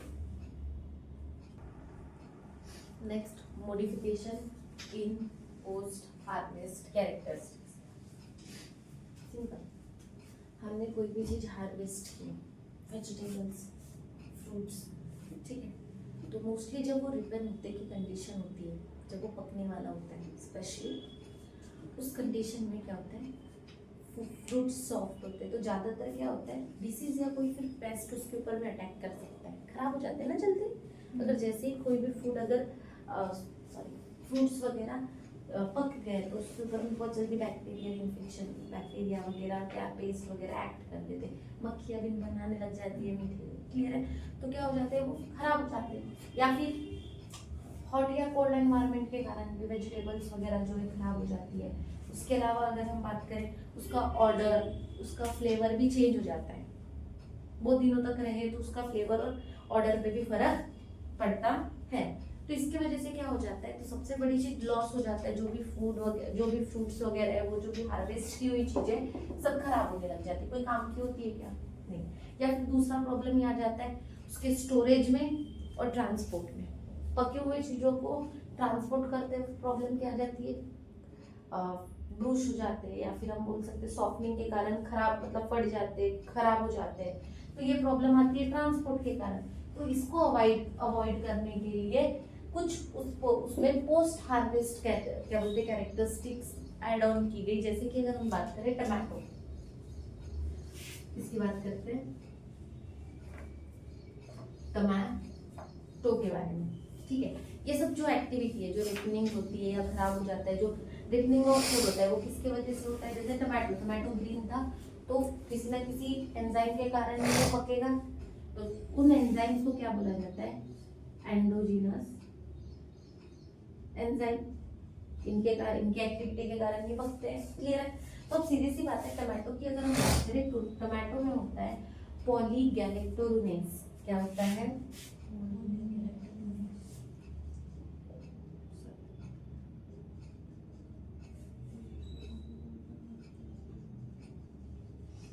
ये एंजाइम होता है, ये क्या करता है, एक बात याद रखना, जो टमाटो होता है उसकी जो वॉल होती है, जो आउटर जो लेयर होती है, वो बनी हुई थी पेक्टिन से, कैसे, इससे पेक्टिन से। इस पेक्टिन को ये पॉलीगैलेक्टोरुनेस क्या कर देता है, सॉफ्ट कर देता है, रिपनिंग कराता है, मतलब सीधी सी बात है चेंज करवाता है, ग्रीन था भी क्या हो गया रेड, और जैसे ही पेक्टिन के कारण ये क्या हो जाएगी, सॉफ्ट हो जाएगा टमाटो, बहुत जल्दी सॉफ्ट होने लगता है और बहुत पिलपिला होने लग जाता है, ठीक है। तो सीधी सी बात है, इसको रोकना है, अगर इसको मुझे ट्रांसपोर्ट करना है, वही अगर गीले वाले को करूंगी तो फूट सकता है, ब्रूश हो सकता है, खराब हो सकता है, क्लियर है। देखना टमाटर अगर जल्दी से फूटे तो बहुत अजीब से स्मेल करने लग जाता है, विद इन 1 डे वो खराब हो जाता है पूरी तरीके से। तो उसको रोकने के लिए हम क्या कर सकते हैं, स्पेशली इसके अंदर में ये जो पॉलीगैलेक्टोरुनेस है, इसको इनहिबिट कर दे, तो इसका जो पकना है, इसका जो रिपनिंग है वो कम हो जाएगा, मतलब स्लो डाउन हो जाएगा। तो इसके लिए इसमें ऐड किया जाता है एंटीसेंस जीन, क्या ऐड किया जाता है, एंटीसेंस जीन ऐड किया जाता है टमाटो के प्लांट्स में, ठीक है, ताकि इसका जो पकना है उसको अगर हम पहले हार्वेस्ट कर ले और इसको ट्रांसपोर्ट करें, उसके बाद वो पके, क्लियर हो रहा है, तो जिससे पॉलीगैलेक्टोरुनेस की जो एक्टिविटी है वो इनहिबिट हो जाए, क्लियर है क्या तक। तो इसके लिए एक जेनेटिकली जो इसका जो बनाया गया जेनेटिकली मॉडिफाइड प्लांट, उसका नाम है फ्लावर सॉफ्ट, ये इसका जेनेटिकली मॉडिफाइड प्लांट है, इसका टमाटो का। अब फिर ये सॉलिड स्टेट में हम इसको ऑब्वियसली अगर वो पूरी तरीके से तो मार्केट में भी लेके जा सकते हैं, फर्म में भी ट्रांसफर किया जा सकता है, ट्रांसपोर्ट भी इजीली कर सकते हैं, स्टोरेज भी कर सकते हैं, क्योंकि क्या हो गया अभी टमाटो भाई धीरे धीरे पकेगा, ठीक है, धीरे धीरे वो होगा। तो ये मॉडिफिकेशन पोस्ट हार्वेस्ट कैरेक्टरिस्टिक्स में इंक्लूड की गई है, क्लियर है, डन। नेक्स्ट आते हैं प्लांट फैक्ट्रीज। अब प्लांट में एज ए फैक्ट्री यूज कर रहे हैं बहुत सारे प्रोडक्ट को बनाने के लिए, वर्ड से समझ में आ रहा है। देखो इसमें बायो फार्मास्यूटिकल का भी बहुत ज्यादा यूज है, क्या है, बायो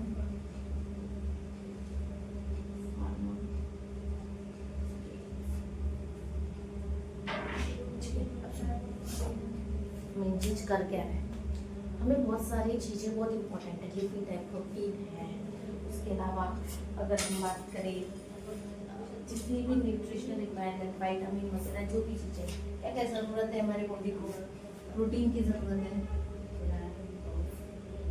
लिपिड्स चाहिए, मिनरल्स चाहिए, ठीक है, ये सब चीज़ें हमको कैसे प्लांट से। इसके अलावा इंडस्ट्रियल जो यूज़ किए जाते हैं, इंडस्ट्री में जो यूज़ किए जाते हैं जैसे कि एडेसिव्स वगैरह बनाने के लिए या फिर परफ्यूम्स की अगर हम बात करें, उसके अलावा अगर हम बात करें ल्यूब्रिकेंट्स, जो फिर इंडस्ट्रीज में ल्यूब्रिकेंट, बायोडिग्रेडेबल ल्यूब्रिकेंट्स यूज किए जाते हैं। उसके अलावा एनर्जी, रिन्यूएबल एनर्जी प्लांट से मिल सकती है, बायोफ्यूल जो फ्यूल है फॉसिल फ्यूल उसको रिप्लेस करके इसका यूज करने की। तो ये सब का सब प्लांट को एज ए उस चीज के प्रोडक्शन के लिए यूज किया जाता है। कहाँ? With the help of GM plants. For example अगर हम बात करें, सबसे पहले बात करते हैं बायो फार्मास्यूटिकल्स की। इसके क्या होगा, इसमें क्या क्या मिलेगा हमको? प्रोटीन मिलेंगे, हार्मोन मिलेंगे, एंटीबॉडीज मिलेगी और वैक्सीन्स, एंजाइम्स, ये सब के सब कहाँ से लेंगे? क्या क्या बोल सकते हैं? Protein, lipid, enzyme, hormone, vaccine, antibodies, ये सब के सब हम कहाँ से एक्सट्रैक्ट करते हैं? ट्रांसजेनिक प्लांट से। कहाँ से? ट्रांसजेनिक प्लांट से। और इसका यूज हम किस लिए करते हैं? हमारे खुद के। क्लियर हो रहा है? सीधी सी बात है। अब इसको किस तरीके से यूज किया जाता है, तो कुछ एग्जांपल्स दे, जैसे कि ह्यूमन ग्रोथ हार्मोन। ह्यूमन का जो ग्रोथ हार्मोन है उसको किस में डालना? उसके डीएनए को, क्लोरोप्लास्ट के डीएनए में डालना, किसके? टोबैको प्लांट के। तो अगर वो टोबैको अगर कंज्यूम करता है पर्सन तो क्या हो जाएगा? उसकी ग्रोथ हो सकती है उसमें, क्योंकि ह्यूमन ग्रोथ हार्मोन डाला है तो ग्रोथ के लिए रिस्पॉन्सिबल रहेगा। Second, humanised antibodies. अगर किसी को किसी के अगेंस्ट इन्फेक्शन है, फॉर एग्जांपल HIV बोलो, रेस्पिरेटरी सिंकिशियल वायरस RSV की बात करें, या फिर हर्स्ट सिम्प्लेक्स वायरस की बात करें, HSV की। सिंपल ये क्या करता है, ये जो HSV है कोल्ड सोर बनाता है। जैसे आपके जो लिप्स वगैरह पे छोटे छोटे एक्ने टाइप में से फील्ड वाली बबल, क्या बोलते हैं, ये आते हैं, क्या बोलते हैं, फोड़े टाइप में ऐसे पूरे के पूरे यहाँ पे छोटे छोटे, पर उसके अंदर में लिक्विड फिल्ड होता है, ठीक है, और वो कैसे होते हैं? पेनफुल होते हैं। तो इसके अगेंस्ट भी ह्यूमनाइज एंटीबॉडीज डालना, किसके अंदर में? प्लांट्स के अंदर में। उसके अलावा प्रोटीन एंटीजन वैक्सीन्स, क्या करना? प्रोटीन, समझो ल्यूकोमा क्या होगा? सुनो, पेशेंट का एंटीजन वैक्सीन दी जाती है, मतलब एंटी लिम्फोमा वैक्सीन की बात कर रहे हैं। किसकी? एंटी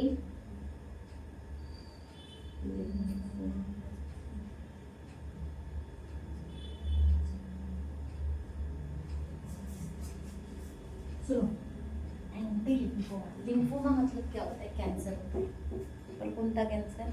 लिम्फ वगैरह जो है ना, ये कैंसर की बात कर रहे हैं हम यहाँ पे। किसकी? कैंसर, ठीक है। इसमें जो बीटा लिम्फोमाज होते हैं, बीटा जो लिम्फोसाइट्स जो सेल्स होते हैं, बीटा लिम्फोमा, ये एक्सट्रैक्ट किया जाता है मैलिजेंट बी सेल्स से, जो उसके एंटीजन, सरफेस के एंटीजेंस होते हैं उसमें प्रेजेंट होता है। तो उसकी क्या दी जाती है? वैक्सीन्स बनाई जाती है। तो ये भी प्रोटीन एंटीजन वैक्सीन्स में आता है।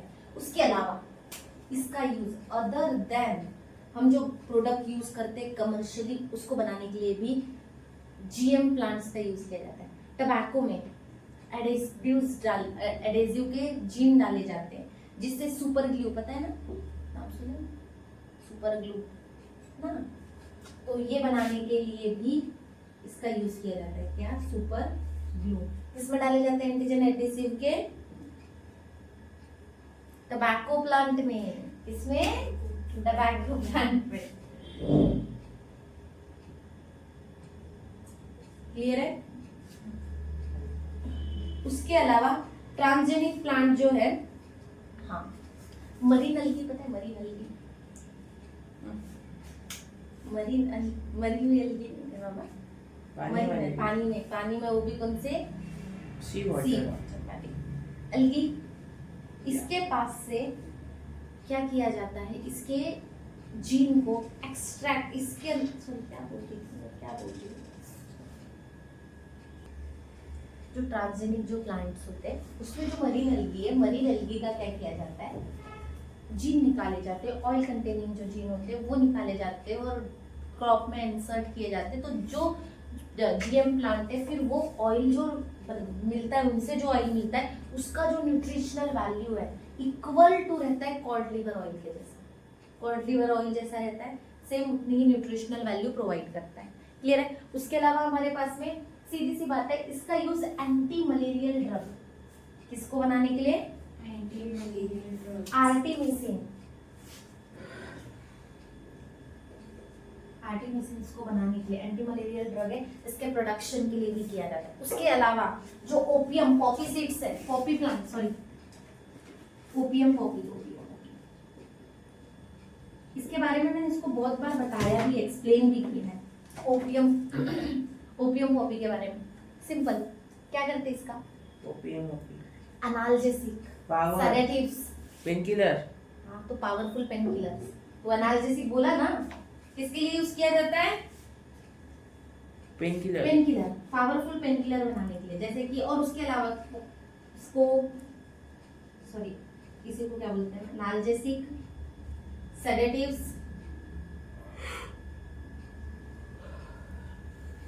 क्या करते हैं, जो ऐसे ड्रग्स जो सेडेशन करते हैं, सेडेशन मतलब नींद वगैरह जो आना, ये वगैरह जो सेडेटिव ड्रग्स है उसको बनाने के लिए भी इसका यूज किया जाता है। तो इसकी मोस्टली पावरफुल पेन किलर है। ओपियम का अगर हम बात करें तो मॉर्फिन वगैरह के लिए यूज किया जाता है। बहुत स्ट्रॉन्ग अगर हम बात करें तो पेन किलर है, मतलब पूरी के पूरे न्यूरोट्रांसमीटर्स जो उसको ब्लॉक कर देता है, पेन की जो सेंसेशन है उसी को नहीं जाने देता। तो ये एक ऑप्शन है ओपियम पॉपी प्लांट का, जिसको हम बहुत यूज किया जाता है पावरफुल पेन किलर के तौर पे और साथ में सेडेटिव्स की तरह।